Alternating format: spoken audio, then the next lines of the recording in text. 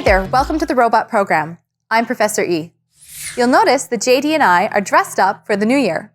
In this episode, I'm going to show you how you could use loops and variables to do your very own New Year's countdown.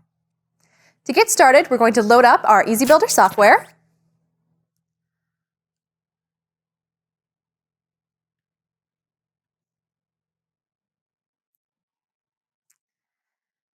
And I'm going to power on JD and place him on his back. From the Bookmarks menu, I'm going to click on Example Projects. And I'm going to bring up the Bear project for my robot.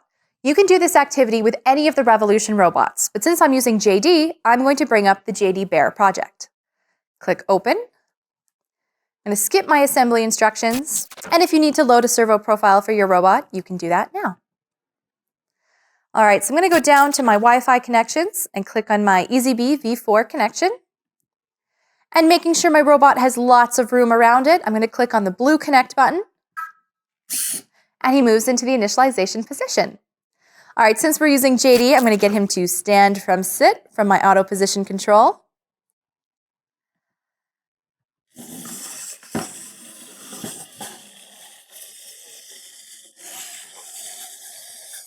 All right, JD, are you ready to ring in the new year?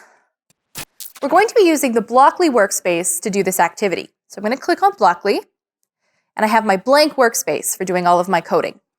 So I'm going to go into loops and add a loop that says repeat item from 0 to 10 by 1. So over here on the left-hand side, we're going to click this blue button that says create variable.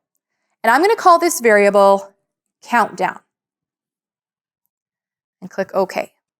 Now if I click on variables, I'm going to start with set item 2 and put it right above my loop. If I click on item, I'm going to see countdown as one of the variable options. So I'm going to set countdown to the value 10. And so we're starting our New Year's countdown from 10 seconds before the New Year. So from 10, we're going to jump into our loop, and we're going to say, audio, say EasyBee wait. We want JD to say the value of the variable countdown. So I'm going to select item from my variables, click, and again, choose countdown. We're actually going to go from 1 to 10 because we only want to repeat 10 times. We're going to go 10, 9, 8, 7, 6, 5, 4, 3, 2, 1. So we want 10 loops instead of 11 loops. So we're not going to start at 0. We're going to start at 1. And we're still going to increment by 1 every time. But now we have to change the value of countdown before the loop repeats again. So what we're going to do is under variables, we're going to take set item 2.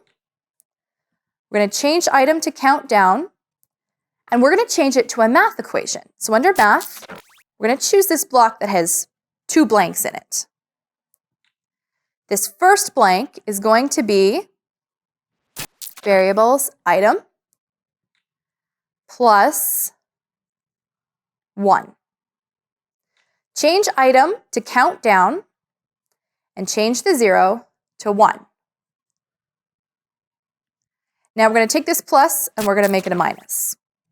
So now we have 2 different variables. One is called item, and item controls how many times our loop is executing. Our second variable is called countdown, and that's the variable that holds the value that we want JD to speak. After our loop is all done and we've counted all the way down to 1, we want JD to say, Happy New Year. So when the loop is done, we're going to go into audio, add say EasyBee wait, and our text that we add is going to be Happy New Year. All right, let's test it and see what it looks like. I'm going to click green start button to execute. You ready, JD? 10, 9, 8, 7, 6, 5, 4, 3, 2, 1. Happy New Year. Okay, so now all of our audio is working correctly. But it's a little bit boring just standing here, right? So we need JD to get some action in there. All right, the first thing I'm going to change is when he says Happy New Year, I want him to wave. So in movement, I'm going to go into auto position. And I'm not going to choose auto position wait because I want him to do this while he's saying Happy New Year. So I'm going to get him to wave. The last thing I'm going to do is add an action when he says 5, when we're halfway through our countdown. So first I need some logic. If, do, I'm going to put that under my set value. Oh, I have to put it above my set value because otherwise it's going to look at the new value of countdown, not the existing value of countdown.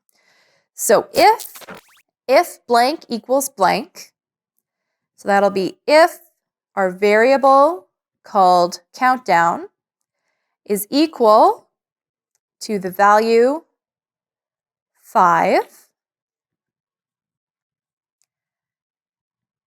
do, what should we have him do? Let's do auto position. And I'll do auto position so we can keep talking. Let's have him do handstands. I like handstands.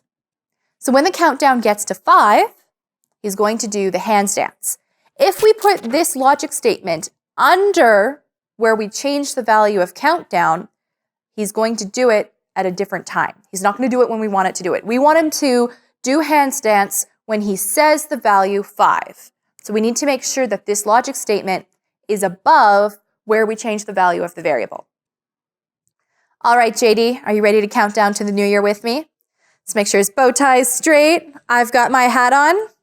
All right, JD, I'm going to count you down first. 3, 2, 1, start. 10, 9, 8, 7, 6. Here come our hands. 5, 4, 3, 2,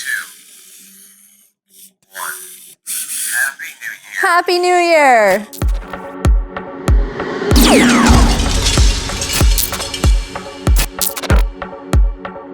In this episode, we used a loop and created our own variable to create a countdown for the new year. You can do this activity with any of the Revolution robots, but I used JD. Load the EasyBuilder software and open up the Bear project for your robot. Power on the fully charged robot and connect to the Wi-Fi signal.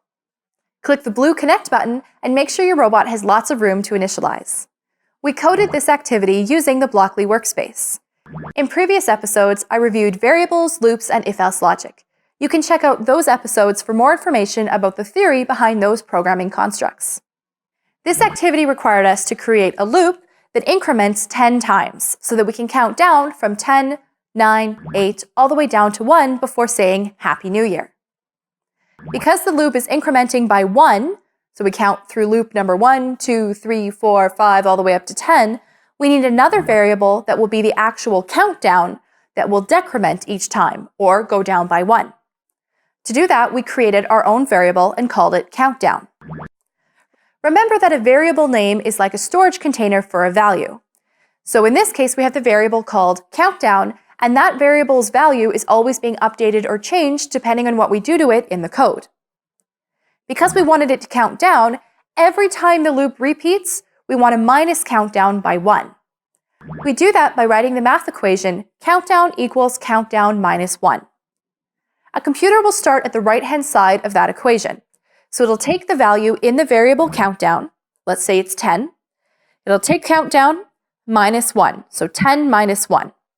It'll calculate that answer, so 9, and then it stores it back inside the variable that we specified, countdown. So we said countdown equals countdown minus 1. 10 minus 1 equals 9, and we store that 9 back inside countdown. That's how we update the value of countdown each time the loop repeats. To make our program a little more interesting, we also added in some if-else logic. When the countdown got to 5, we triggered an auto position action, handstands. Because we didn't use wait, this means that that action is going to continue even as the loop moves on to the next cycle. Remember to modify your variable value after you check for your if-else logic. So in this case, we said countdown is equal to 5. If it's equal to 5, do the handstands. Then we minus 1 to make countdown equal to 4. If we minus 1 before the if-else logic, countdown will change to 4 and it won't trigger the handstands on loop 5 like we want it to. Remember that if you're having trouble with the logic of your code, to write it down. Take a piece of paper and actually trace through each variable and see what the value is every time the loop repeats. We ended our program by having the robot say Happy New Year, and we added an auto position action, wave, to play us out into the new year. As always, click the green Start button to execute your code. You can follow along in the black console window to see how your program executes.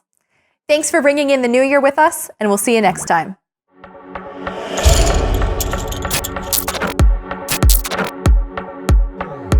Why was a variable needed for the countdown value? What does the following code mean? Countdown equals countdown minus 1. Why did the action continue while the loop repeated? Find the answers at therobotprogram.com.